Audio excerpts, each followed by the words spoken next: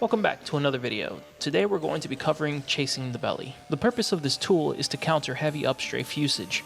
But before we start, for anyone who's watched my previous tutorials on flight combat in Star Citizen, all those tutorials still apply.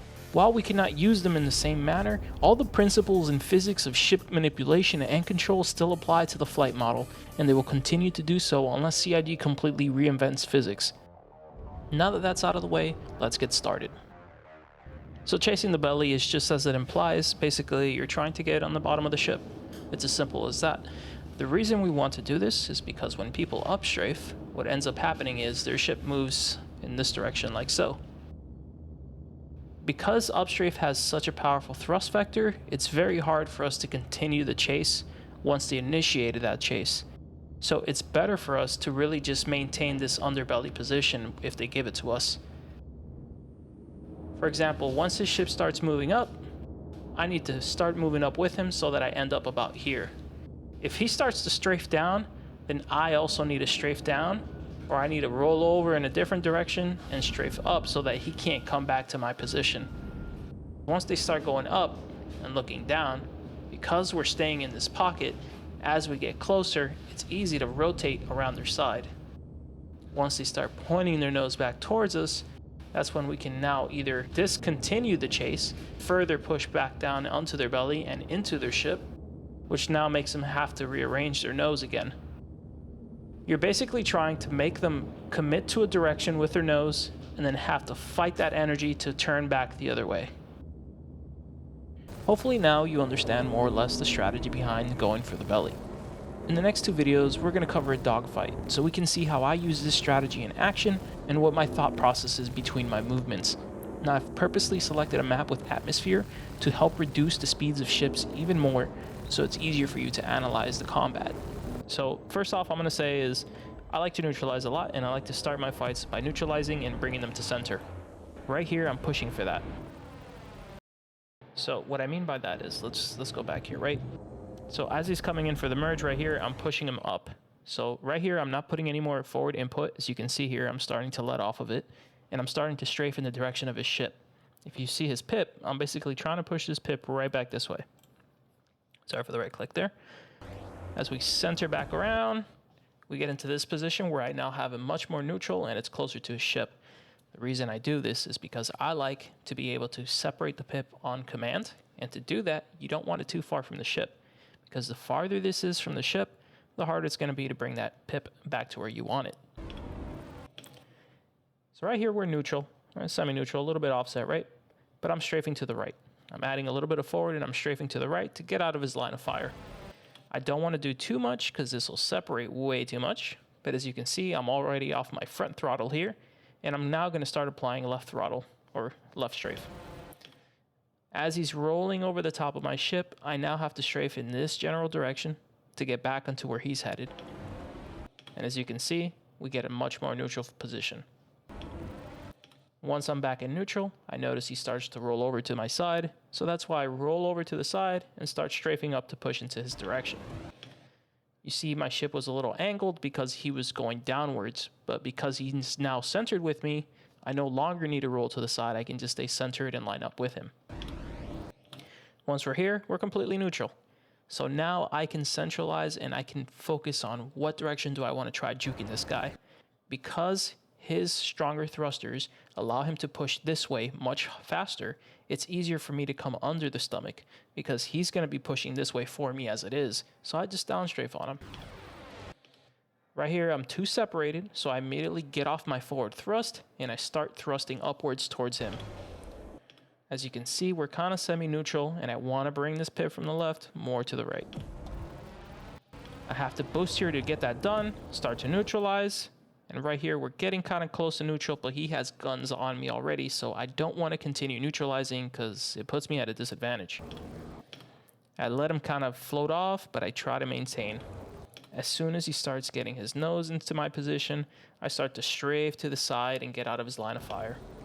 You can see it becomes much more neutral here as I push right back into him, because I'm constantly aiming to get right back under this pocket under his wings in the belly of the craft. Right here, I'm strafing left to stay in this belly and make it hard for his momentum to now go from going this way to now he's got to point his nose all the way the other way.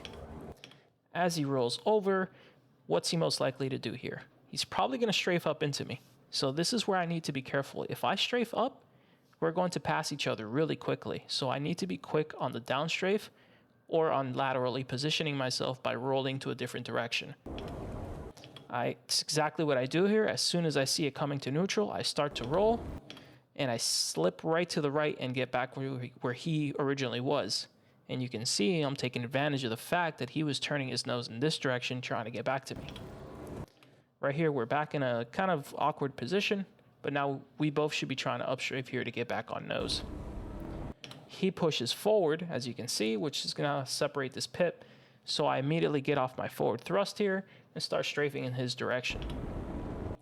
Right here, I'm just rolling and strafing is in direction. As you can see, I have no forward movement. I actually have a little bit of reverse. And the reason I start reversing here is because if I reverse and separate a little bit, I can get my nose just a little bit quicker on his ship. And as you can see, that flick was pretty fast. We're now back on the side and he's rolling to my left. So I have two choices here. What do? I don't react in time, so he flies past me. I just re-roll, reacquire, recenter, and get on a nose fight. Because I can't outposition him here, my main focus here is just shoot as many shots as I can inside the target. Once I feel that I'm putting a lot of pressure and he starts to kind of close the gap or he starts to centralize with me, it's over. Okay, let's go into this next one. Now, this one is a lot more belly positioning, but I wanted to show you what happens when you can't quite get the belly. So here again, we're neutral. I start to push into him, right?